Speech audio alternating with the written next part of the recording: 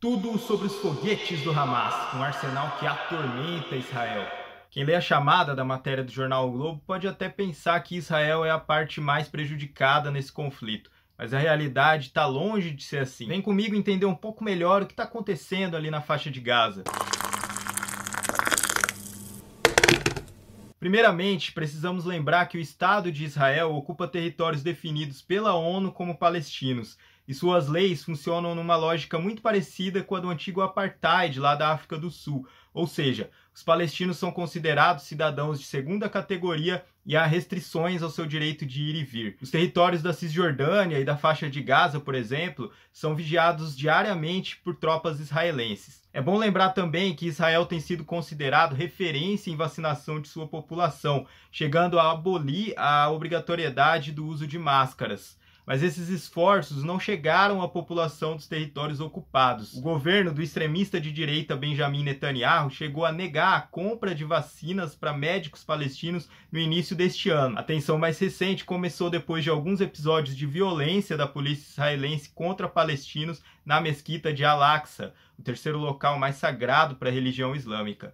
Isso desencadeou protestos por parte de cidadãos palestinos que aproveitaram para protestar também contra as ameaças de despejo de famílias palestinas que vivem em Jerusalém, cujas residências têm sido reivindicadas por colonos judeus ligados à extrema-direita israelense. Em um ato desproporcional de violência, a polícia de Israel deixou mais de 300 manifestantes feridos, 228 pessoas foram hospitalizadas e lotaram ainda mais os leitos já ocupados por pacientes devido à Covid-19. Em retaliação às agressões, o grupo militante Hamas, que controla a faixa de Gaza, lançou 7 foguetes contra o centro de Jerusalém e em seguida Israel iniciou bombardeios sobre Gaza. Depois de Israel derrubar um prédio residencial de 13 andares, o Hamas lançou novos foguetes, desta vez contra a capital israelense, Tel Aviv. O próprio Ministério da Saúde de Israel informou no dia 13 de maio que o número de mortos em Gaza chegou a 83, incluindo 17 crianças,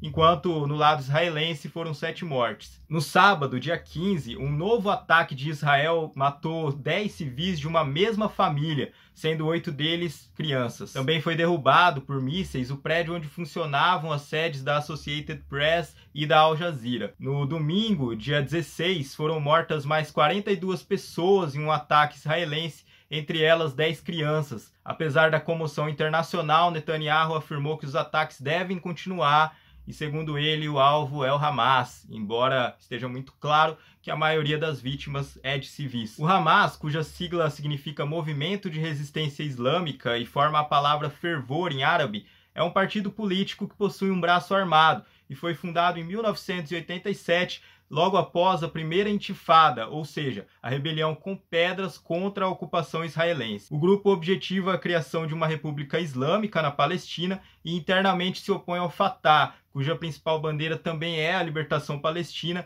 mas que planeja a formação de uma república socialista e laica. Em 2006, o Hamas venceu as eleições parlamentares palestinas e Ismail Haniyeh, então líder do grupo, passou a ser o primeiro-ministro. Em 2007, o presidente da Autoridade Nacional Palestina, Mahmoud Abbas, que pertence ao Fatah, demitiu Haniyeh do cargo, o que causou uma tensão entre os dois partidos. Sem aceitar a decisão, o Hamas acabou por controlar a faixa de Gaza, enquanto a Cisjordânia e Jerusalém Oriental ficaram governados pelo Fatah. Os dois partidos chegaram a um acordo para a formação de um governo unificado em 2014, mas o Hamas segue controlando Gaza militarmente. O Hamas deixou de pregar a destruição total de Israel em 2017, quando redigiu uma carta aberta aceitando as fronteiras estabelecidas pela ONU 50 anos antes. Por outro lado, o Likud, que é o partido do primeiro-ministro israelense Benjamin Netanyahu, não aceita a criação de um Estado palestino.